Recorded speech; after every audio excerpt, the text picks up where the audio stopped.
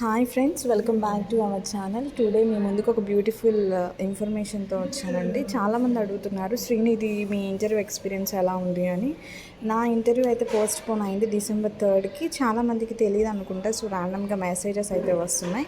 So one of my friend తన interview attend అయింది. So తన ఎక్స్పీరియన్స్ అనేది నాతో షేర్ చేసుకుంది. So some of the information మీకు నేను షేర్ చేయడానికి ఈ స్మాల్ వీడియో. ఎలాంటి ఇంటర్వ్యూ అంటే చాలా టైం పట్టిందంట. మోర్ దాన్ ఒక హాఫ్ డే అక్కడ స్పెండ్ చేసిందంట.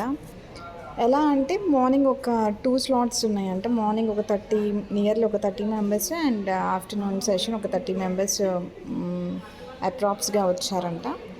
సో వెళ్ళంగానే డాక్యుమెంట్ వెరిఫికేషన్ అనేది చేశారు. అంటే మీరు అప్లికేషన్ టైంలో ఏవైతే డాక్యుమెంట్స్ అనేవి మీరు అప్లై చేశారో సో అవి ఇవి కంపల్సరీగా మీరు తీసుకెళ్లాల్సిన నెసిటీ అయితే ఉందండి. సో నెక్స్ట్ వాళ్ళు డీవీ అయిపోయిన తర్వాత ఇంటర్వ్యూ ప్యానెల్కి పంపిస్తున్నారు. ప్యానెల్ ఒక 5 మెంబర్స్ ఉంటారు.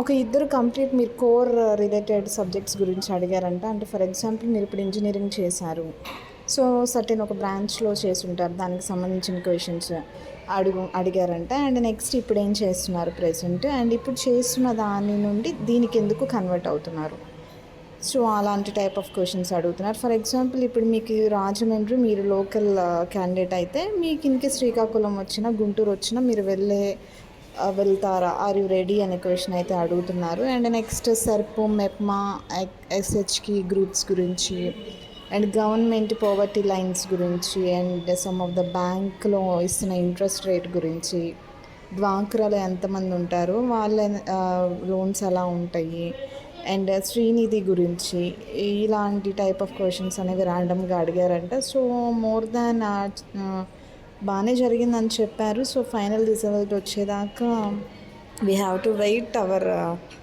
పోస్టింగ్ అని చెప్పాలి.